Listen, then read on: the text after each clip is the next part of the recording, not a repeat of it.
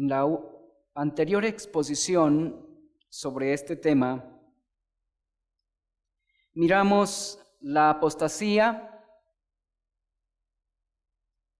en su forma religiosa y en su forma política. En esta exposición vamos a considerar la apostasía en su origen y en su anatomía. La apostasía en su forma final, en la forma como la previó el apóstol, no es algo que aparece de repente, es algo que se ha venido conformando lenta pero constantemente a través de los siglos.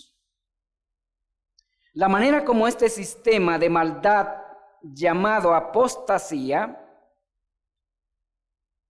como se ha venido conformando, es recopilando, uniendo, sistematizando, universalizando e institucionalizando elementos esenciales de las antiguas filosofías y religiones paganas. La semilla de la apostasía fue plantada por Satanás en el corazón humano desde el mismo comienzo de la humanidad. En el Edén, en Adán, Génesis capítulo 3, versículos 1 al 6. A la luz de las Escrituras, el primer apóstata es Satanás. Satanás es el padre de la apostasía. Él fue el primero que distorsionó la palabra de Dios y se sublevó contra Dios con el fin de suplantarlo. Satanás provocó la apostasía de Adán. Desde entonces, la apostasía creció y se extendió con la humanidad, tomando formas diferentes en cada familia y en cada nación. La humanidad entera se hizo apóstata de diferentes maneras. En cada hombre pecador se esconde la semilla de la apostasía. Antes de la venida del Señor Jesucristo al mundo, todas las naciones de la tierra estaban sumergidas en apostasía en formas diferentes, exceptuando el remanente escogido, porque aún en Israel había apostasía.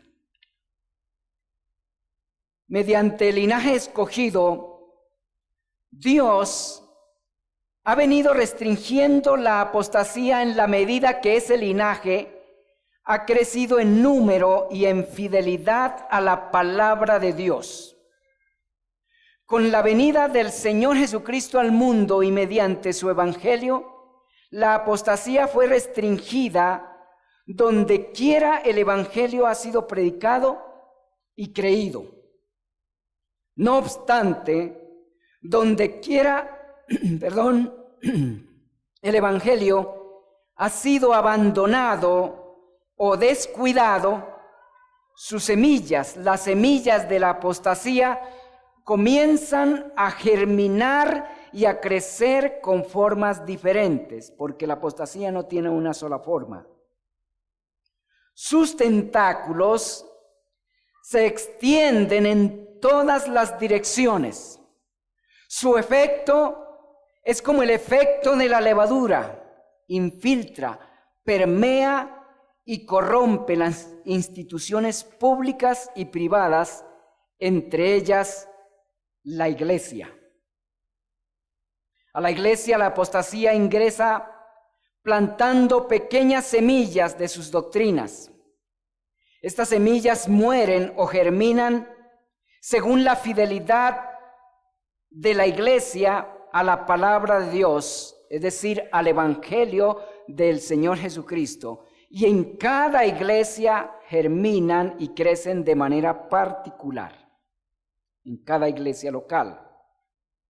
Dentro de la iglesia, el terreno fértil para la apostasía son los falsos creyentes. Estos falsos creyentes dentro de la iglesia se convierten en agentes propagadores de sus semillas. Algunos de ellos, con habilidades naturales de liderazgo, se posesionan como oficiales en la iglesia. Estos pseudoministros multiplican a los falsos creyentes y los falsos ministros dentro de la iglesia. De esta manera, la apostasía ha logrado debilitar la iglesia y corromperla en gran manera. En algunos lugares, la apostasía ha logrado estancar el desarrollo de la iglesia y en otros casi la ha extinguido. Poco antes de que el Señor Jesucristo venga para reunirse con sus escogidos, la apostasía se consolidará alrededor de la figura de su máximo representante, llamado por el apóstol Pablo en el pasaje que estamos considerando el hombre de pecado. Este personaje se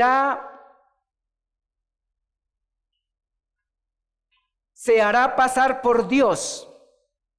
Ese personaje llamado hombre de pecado se hará pasar por Dios y exigirá adoración exclusiva. No admitirá que nadie adore algo ni a alguien que no sea a él. Segunda Tesalonicenses, capítulo 2, versículos 3 y versículo 4. Veremos esto más ampliamente en una exposición posterior en la que nos estaremos centrando propiamente en lo que es el hombre de pecado. Vamos por ahora, de manera breve, a considerar la anatomía de la apostasía. ¿Cuál es la anatomía de la apostasía según las Escrituras? La apostasía en su aspecto general es deforme, pero en su avance es metamórfica e imperceptible, es decir, cambia de forma. En su aspecto general no tiene forma definida y en su avance cambia de aspecto, de forma, de identidad de manera constante. Es por esto que el apóstol la denomina misterio de iniquidad, porque es una forma de iniquidad que se desarrolla y avanza de manera misteriosa. Segunda Tesalonicenses, capítulo 2, versículo 7. Su apariencia final será monstruosa. Su anatomía final fue revelada al apóstol Juan en Apocalipsis capítulo 13, versículos 1 y 2. En esta referencia, como en Segunda Tesalonicenses capítulo 2, el sistema es a la vez político y religioso. Tiene las dos formas, los dos aspectos, un aspecto político y uno religioso. Esos dos aspectos se pueden notar con una simple lectura en los dos pasajes, Apocalipsis capítulo 13 y en Segunda Tesalonicenses capítulo 2, sobre todo en los primeros versículos del capítulo 2. En Apocalipsis, el sistema inicuo es descrito como un monstruo.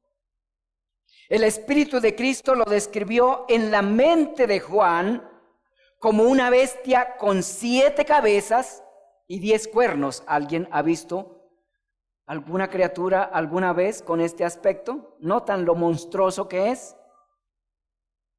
Las cabezas y los cuernos representan la estructura hegemónica del sistema.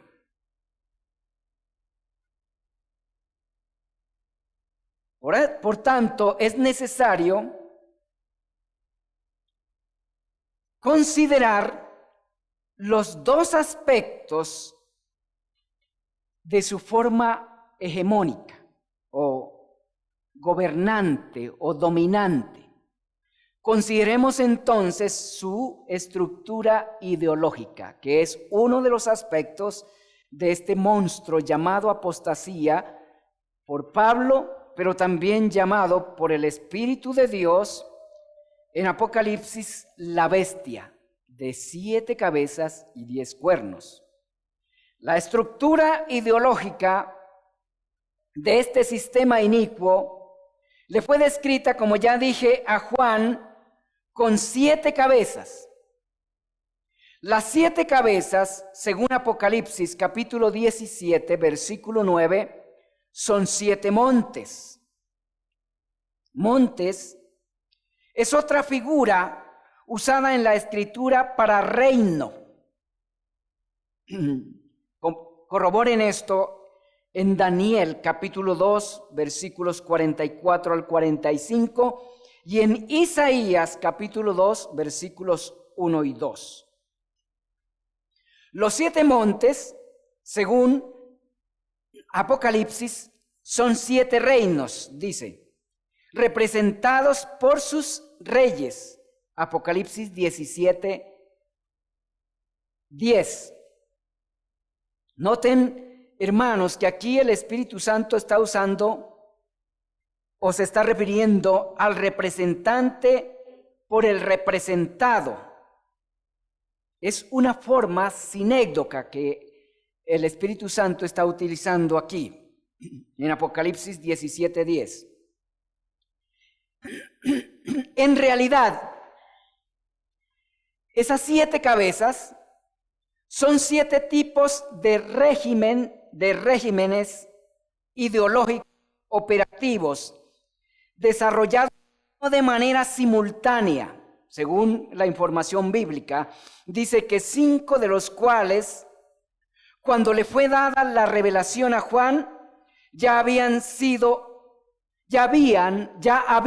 ejercido su hegemonía sobre la humanidad de manera particular. Apocalipsis 17:10. Confírmenlo ahí, por favor. El sexto dice el Apocalipsis, el sexto estaba en ejecución. 5 de ellos ya habían ejercido su hegemonía sobre la humanidad. El sexto estaba ejecutando su hegemonía, es decir, estaba dominando. Luego surgiría un séptimo con el cual se consolidaría el sistema en su forma plena, según Apocalipsis. De entre los 7 regímenes será conformado un octavo con el cual el sistema alcanzará una perfección hegemónica que asombrará al mundo entero.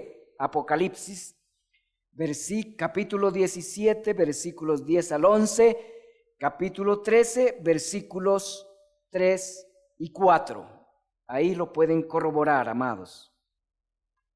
Como puede verse en estos pasajes, estos 7 tipos de regímenes,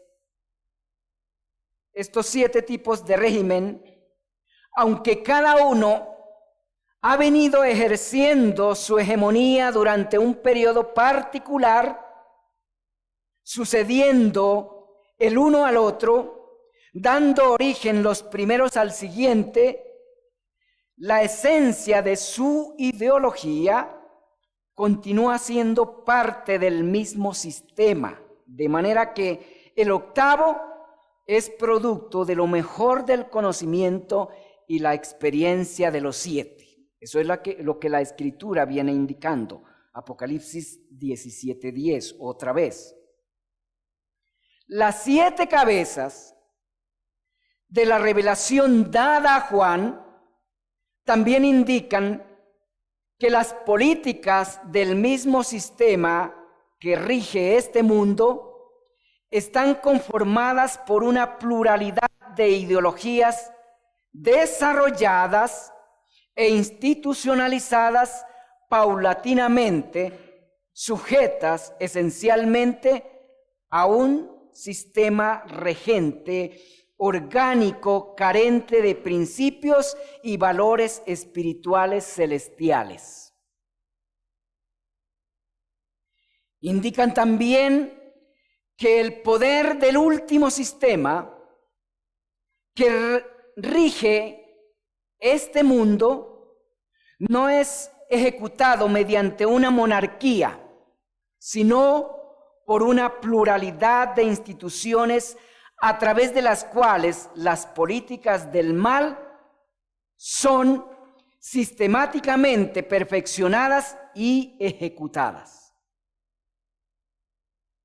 Las 7 cabezas también indican que esa pluralidad de instituciones regentes homólogas son autónomas ideológicamente, pero sujetas esencialmente al mismo sistema orgánico, político, religioso, predador. Que una de sus cabezas fue herida de muerte y que su herida fue sanada, indica que una de sus grandes ideologías dominantes estaría a punto de desaparecer, pero finalmente volvería a resurgir. Todos sabemos que el paganismo en su forma sistematizada, en cabeza del gnosticismo primitivo, fue herido mortalmente por el Evangelio en muchos países y en muchos lugares casi murió totalmente.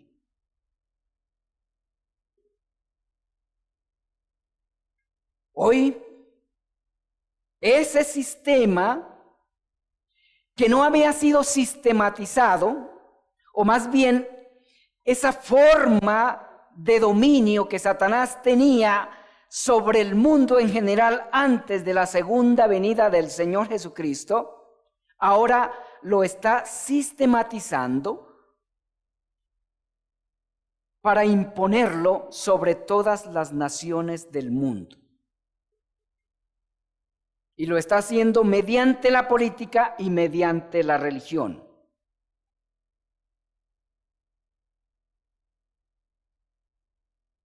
Estos cuernos de la bestia,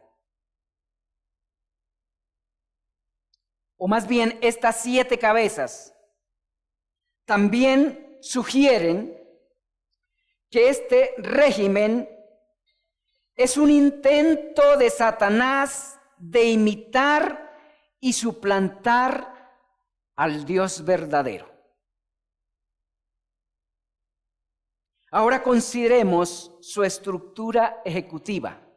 Acabamos de considerar brevemente su estructura ideológica. Brevemente digo porque esto tiene mucha tela que cortar y muchos puntos en los que se necesita profundizar para comprenderlo adecuadamente. Su estructura ejecutiva. La estructura ejecutiva del misterio de maldad o la apostasía o iniquidad, como la llama también el apóstol Pablo, ha sido descrita en la Escritura con 10 cuernos. La estructura ideológica ha sido descrita con 7 cabezas. La estructura ejecutiva ha sido descrita con 10 cuernos.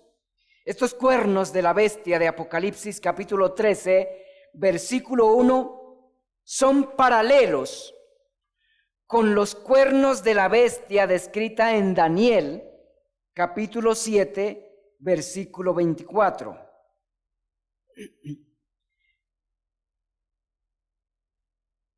En Daniel y en Apocalipsis, es decir, en ambos pasajes, los cuernos representan las mismas realidades, representan los principales poderes ejecutivos del sistema. Según lo que se le dijo al apóstol Juan, estos 10 cuernos para el tiempo en que le fue dada la revelación no estaban aún en ejercicio, Apocalipsis 17:12. Su hegemonía la recibirían en el futuro por breve tiempo, 1 hora, dice exactamente. Le dijo el ángel al apóstol, según Apocalipsis 17:10, 1 hora para consolidar universalmente el imperio del sistema. Posiblemente, 1 hora se refiera al día o a la era o a una era, no específicamente.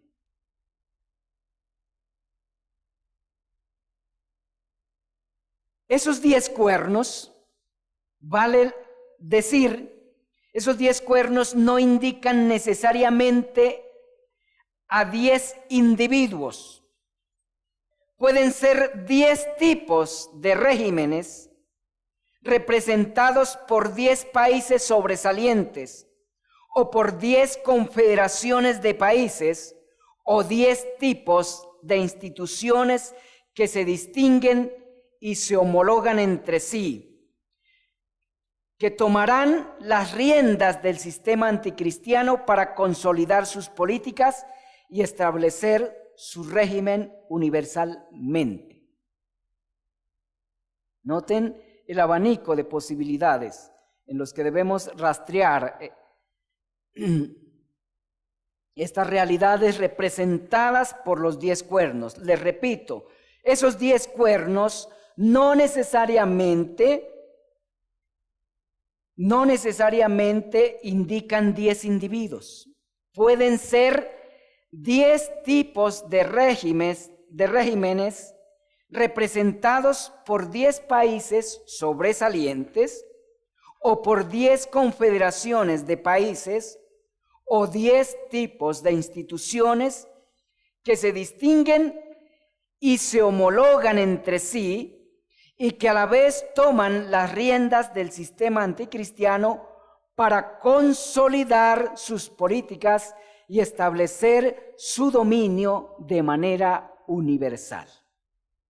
Estos 10 cuernos no son los ideólogos de las políticas del régimen, no son los que gestan las políticas, son los ejecutivos de las políticas del sistema. Es decir, son los sirvientes, los títeres, las herramientas.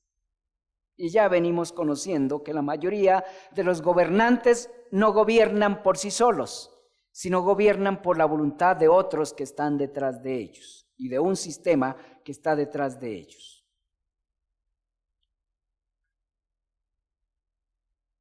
Quiero, para no dejar el asunto, para no dejar el tema solo en una teoría expectante, porque sí,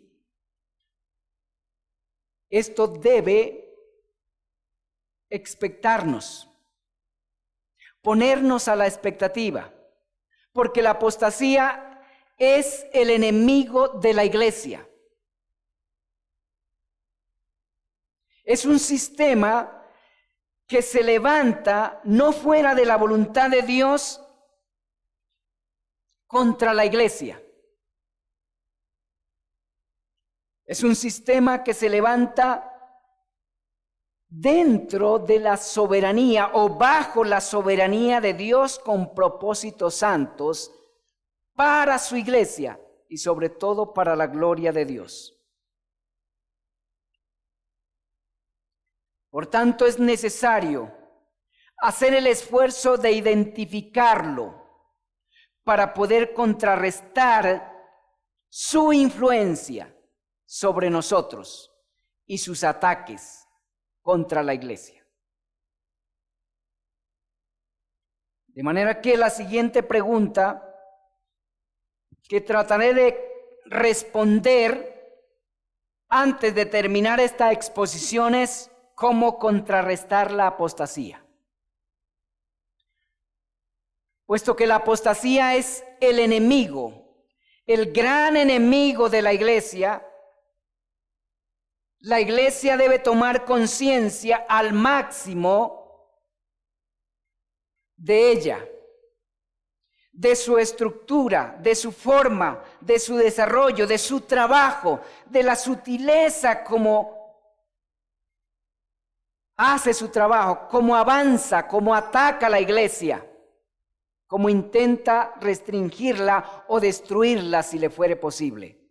Porque esa es la intención de ese sistema, es acabar con la iglesia. No la podrá acabar, pero sí logrará hacerle un gran daño a la iglesia. Y lo ha logrado. De manera que es importante que como creyentes, como miembros de la iglesia del Señor Jesucristo, tengamos o sepamos cómo contrarrestar este malvado sistema llamado apostasía, iniquidad o bestia. El pueblo de Dios, su iglesia, tiene muchas herramientas para contrarrestar la influencia de la apostasía. Y debemos procurar usar todas las herramientas que nos sean posibles para lograrlo, para contraatacarla. No solamente para defendernos, sino también para contraatacarla. Algunas de esas herramientas son la educación misma, la política. La política podemos usarla también como herramienta para contraatacar su influencia. Los medios de comunicación. Estas son herramientas legítimas que el pueblo de Dios puede usar para contrarrestar la fuerza de la apostasía. Durante un tiempo se enseñó dentro de la iglesia que los cristianos no deben hacer política. Y esa fue una mentira que se hizo creer a la iglesia por parte de la apostasía, para que los cristianos no se interesen en el desarrollo y rumbo de sus países. Y entre tanto la iglesia creyó semejante mentira, la apostasía cogió ventaja. Porque la iglesia dejó de poner sus agentes en las instituciones políticas. Y entonces la apostasía aprovechó para poner los suyos y avanzar y acorralar a la iglesia del Señor desde la política o a través de la política. Hoy ya estamos sufriendo esa persecución en alguna medida. La educación, la política y los medios de comunicación son herramientas legítimas que el pueblo de Dios, la iglesia del Señor, puede usar para contrarrestar la fuerza de la apostasía. Pero la eficacia del uso de estas herramientas depende de una herramienta por excelencia. La eficacia del uso de estas herramientas que he mencionado y otras que no he mencionado depende del buen uso.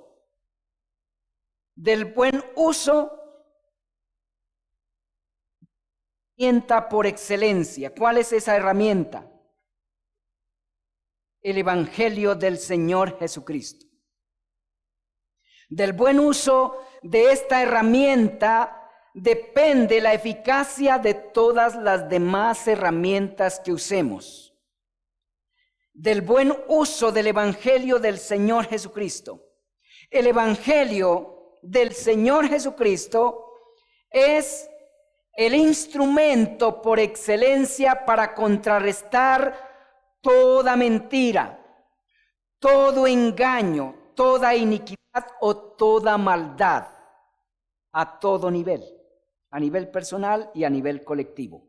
Repito esto, el Evangelio del Señor Jesucristo es el instrumento por excelencia para contrarrestar toda mentira, todo engaño, toda iniquidad y toda maldad a todo nivel, en cualquier parte, sea a nivel personal, sea a nivel colectivo, sea a nivel privado o sea a nivel público.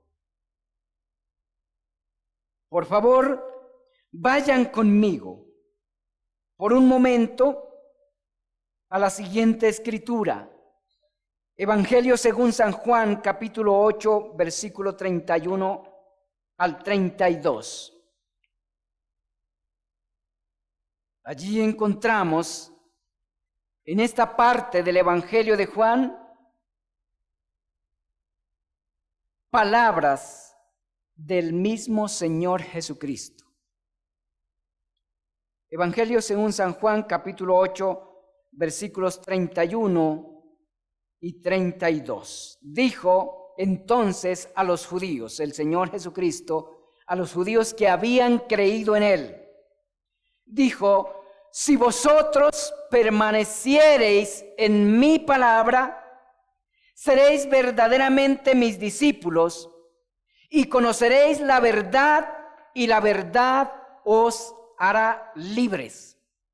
Aquí el Señor Jesucristo nos está dando instrucción de cómo ser libres de toda clase de engaño. Y el mayor de los engaños, el más poderoso, es el que estamos tratando, el que ha sido llamado por el apóstol Pablo el misterio de la iniquidad o la apostasía, que la llama en el mismo pasaje. Estos dos versículos que acabo de leer, hermanos, en ellos hay varios asuntos en los que debemos fijar nuestra atención. Permítanme, hermanos, hacer un zoom a estos asuntos con la intención de acercarlos a nuestro entendimiento. Lo haré con las siguientes interrogantes, y por favor, presten atención a estas interrogantes y miren en el texto su respuesta. Primera interrogante: ¿qué dijo el Señor Jesucristo que es necesario para ser verdaderamente libres? ¿Hacer un exorcismo? ¿Beber una pócima especial? ¿O necesitamos un gobernante de derecha para ser verdaderamente libres? ¿Un gobernante conservador? Dijo el Señor Jesucristo que necesitamos conocer la verdad. Conoceréis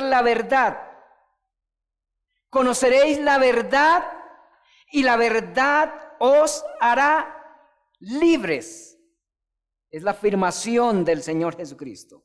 ¿A quiénes les dijo esto? Versículo 31. A los judíos. Esto se los dijo a los judíos que habían creído en Él. ¿De qué manera habían creído? Según el texto y su contexto. Ellos no habían creído de una manera definitiva o de una manera determinante, sino de una manera simpatizante o de una manera superficial. Como hay creyentes ahora, hay creyentes simpatizantes, superficiales, que no son verdaderos creyentes, porque un simpatizante no es un verdadero creyente. Un simpatizante admira las doctrinas del Evangelio, pero no puede vivir conforme a las doctrinas del Evangelio. Esa es la diferencia entre un simpatizante y un creyente verdadero, si lo quieren saber.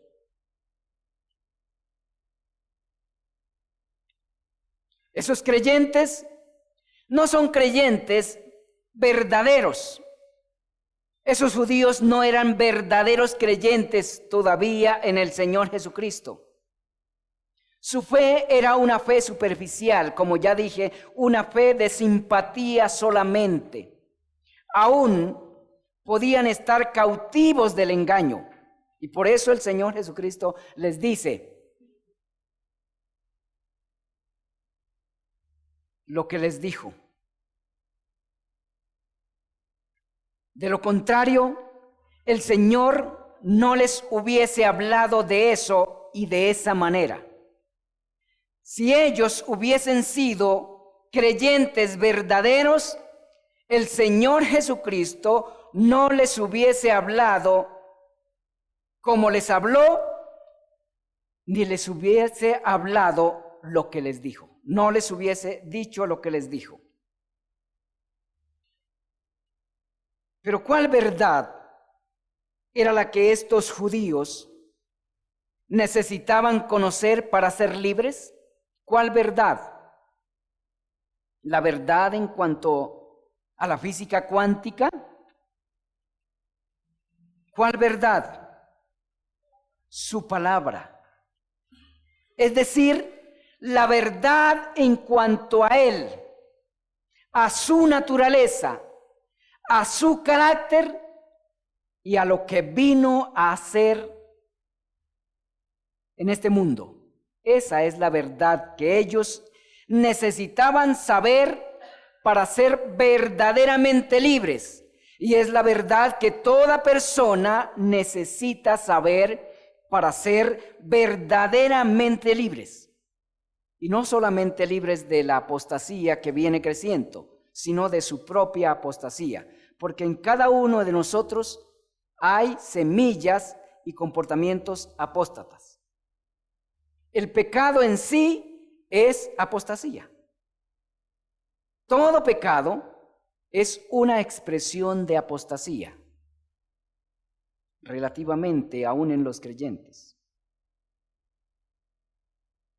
La verdad en cuanto al Evangelio es lo que todos nosotros necesitamos conocer con toda claridad y vivir conforme a ella para poder ser libres, verdaderamente libres del engaño en nuestro corazón y del engaño que crece en contra de la iglesia.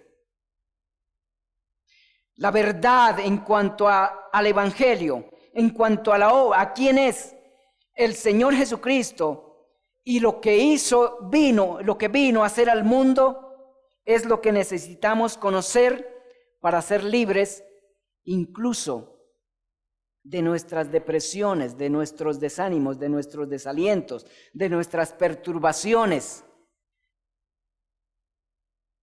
y aún de nuestras pataletas, de nuestros caprichos,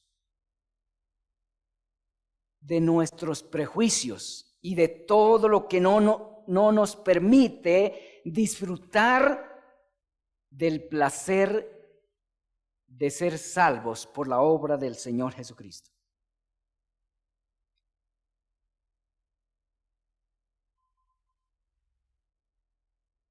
Esa es la verdad que toda persona necesita conocer para no ser engañada por la apostasía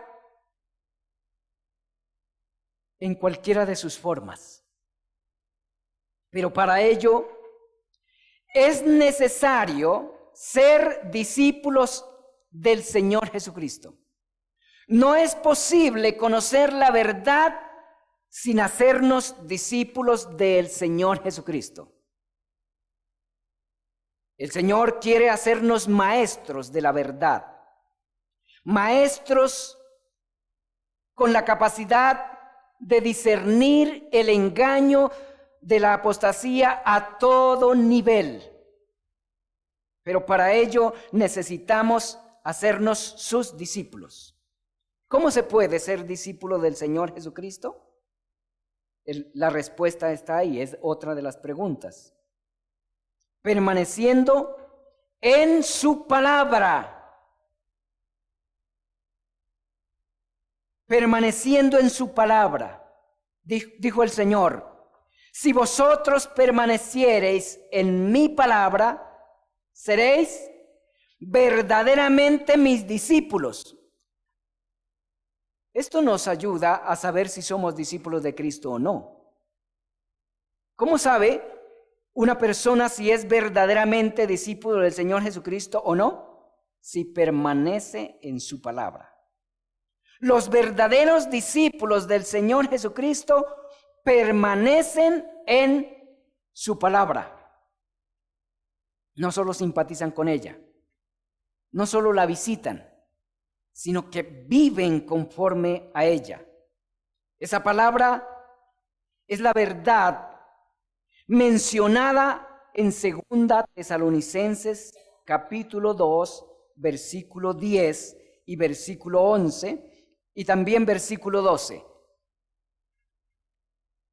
Quienes, según estas referencias, quienes no aman esa verdad, quienes no la aprecian, serán presa fácil de ese monstruo llamado apostasía. Esa verdad es el Evangelio del Señor Jesucristo, valga repetirlo. Esa verdad es el Evangelio del Señor Jesucristo mencionado en la misma carta, es decir, 2 Tesalonicenses, capítulo 2, versículo 1 y 8.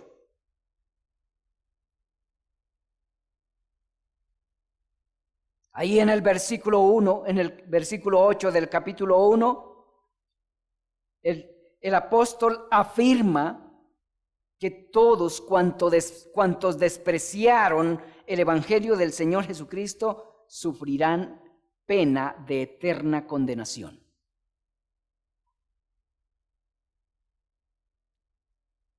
Únicamente el Evangelio del Señor Jesucristo puede salvarnos del monstruo llamado apostasía.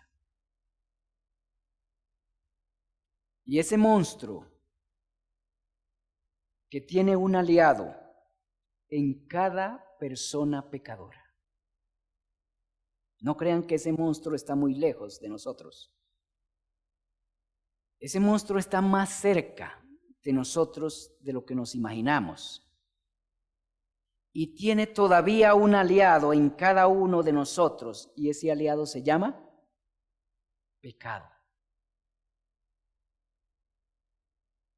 Como les dije hace un rato, la apostasía es, en su forma plena, es la rebelión contra Dios consolidada.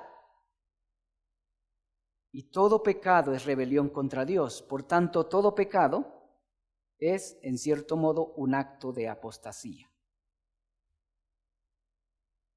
Es en la medida en que conocemos el Evangelio que podemos ser libres de nuestro propio pecado y, por tanto, de la apostasía.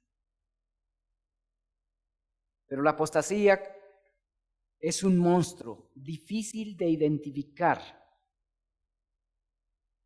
y difícil de contrarrestar. En verdad, la iglesia solo podrá defenderse de ese monstruo, la iglesia verdadera, porque quien lo matará será el mismo Señor Jesucristo en su segunda venida. Eso lo dice el apóstol Pablo en el mismo pasaje que estamos considerando, pero veremos esto de manera específica o más amplia en una próxima exposición. Por ahora les dejo con esto, rogándoles, amados hermanos, y quienes en esta mañana ha traído el Señor Jesucristo para escuchar esta exposición, por ahora les ruego que se mantengan en el Evangelio. Los que ya son evangélicos y los que no son evangélicos, que Crean en el Evangelio. Si no creen, pregunten, y nosotros estamos en la obligación de enseñárselo. El Evangelio es la única herramienta, el único medio que Dios nos ha dado para ser salvos del pecado, de la culpa por él y de la condenación que él trae sobre cada pecador. No hay otro medio. Solo el Evangelio del Señor Jesucristo es el único medio para poder ser salvos en todo sentido. Oremos. Gracias, amado Dios, por tu presencia con nosotros, por el privilegio de tener tu palabra, de escudriñarla. Gracias por la obra de tu Espíritu Santo, que nos ilumina para comprenderla y nos capacita para creerla y vivirla. Te rogamos por esto, Señor Jesucristo, que en los méritos de tu sangre nos concedas no solo creer en ti de una manera general, sino creer en ti de manera específica y cada vez más clara a la luz de tu palabra. Que nos concedas, amado Dios, predicar con fidelidad tu palabra y vivirla. También te pedimos por los que no han creído. Te rogamos, Señor, que abra su entendimiento, su corazón, para que reciban tu palabra y la aprecien, para que puedan ser salvos de la condenación, pero ante todo y primeramente de sus propios pecados, por los cuales viene la condenación. Que entiendan, que reconozcan que no hay otro medio y no encontrarán jamás otro medio por el cual puedan ser salvos de sus pecados, de su culpa y de la condenación que de parte tuya, oh Dios eterno, viene sobre todos los pecadores. Porque tendremos que dar cuenta ante ti si no hemos creído el Evangelio, si no hemos sido cubiertos por la justicia de tu Hijo Jesucristo, por tu justicia dispensada a través de tu Hijo, tendremos que recibir sobre nosotros todo el peso de tu santa justicia. Señor, ten misericordia y líbranos. Libra a todos cuantos escuchen esta predicación, amado Señor. Te pedimos por ellos. Ten misericordia, amado Señor. Engrandece tu nombre. Engrandece tu obra salvadora, salvando y santificando a los salvados y salvando a los perdidos. Úsanos, amado Señor, como instrumentos de tu gracia para que otros que aún no han creído crean el Evangelio. Y úsanos también, Señor, para edificarnos unos a otros, con la gracia que nos has dado particularmente a cada uno. Te lo pedimos con acción de gracias. Amén.